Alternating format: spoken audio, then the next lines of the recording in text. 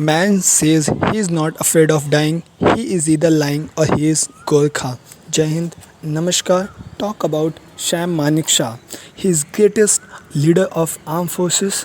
तो सैम बहादुर के बारे में थोड़ा बायोग्राफी उनकी जानते हैं। तो ये एक पंजाबी पारसी फैमिली से आते हैं। इनका जन्म 3 अप्रैल 1914 में हुआ और इनके पिताजी डॉक्टर थे और इनके एक भाई इंडियन वायुसेना में थे और एयर वाइस मार्शल के पद से रिटायर थे।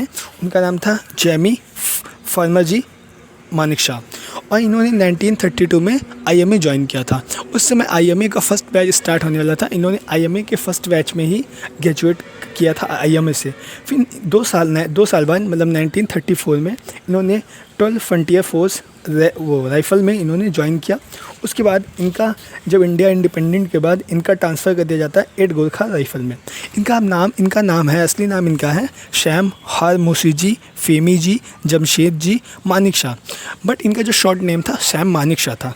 बट क्या कहते हैं, इन्हें सैम बहादुर कहते थे। आपने कई बार नाम सुना होगा सैम बहादुर। तो जो इनका सैम बहादुर है, जो ये बहादुर वर्ड है, ये इनके जो गोरखा के जवान थे इन्हें बहादुर कहते थे। तो इनकी जो लेगेसी थी इतनी अच्छी थी कि लोग इन्हें बहादुर कहते थे। और इनको इंडिया में कई बड़े पद से नवाजा गया है।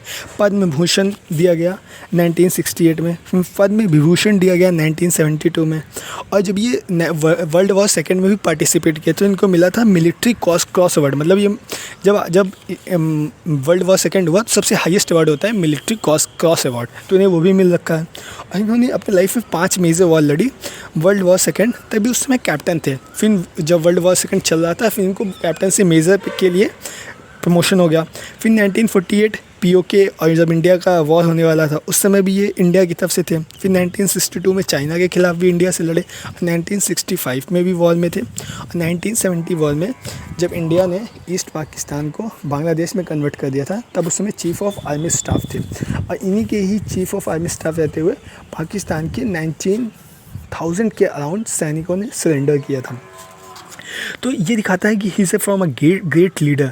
और यही फिर ये जब इनका 1973 में रिटायर होने वाले थे उसके जस्ट 2 वीक पहले इनका प्रमोशन कर दिया गया और ये इंडिया के प्रथम वाइस फील्ड मार्शल बन गए।